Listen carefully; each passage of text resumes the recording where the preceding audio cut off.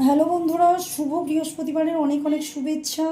চলে এসেছি সব কাজকর্ম কমপ্লিট করে, স্নান করে ভোগ দিতে। দেখো ঠাকুরের ফুল দিয়ে গেছে, সকালবেলা তো শেয়ার করেছি।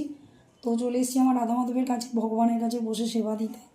তো তোমাদের কালকে বলেইছিলাম যে এই 8টা ঘন্টা আমি মানে পুরোপুরি মন থেকে ভগবানকে ডাকি, সারাদিন যা কাজকর্ম করি। তো দেখো স্নান টান করে কমপ্লিট পুরো রেডি। আর আজকে আমাদের একটা বিয়ে বাড়ি আছে, জানো তো। তো যার কারণে মাথায় চুলে শ্যাম্পু করলাম, পুরো একদম পাগলিদের মতো লাগছে।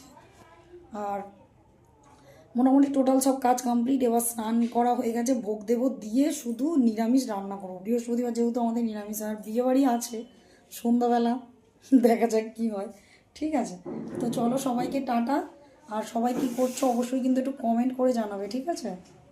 দেখো এই হচ্ছে আমার রাধা মাধব, আর আমার মা তারা, তোমরা তো দেখেইছো। আর এই দেখো ফুল।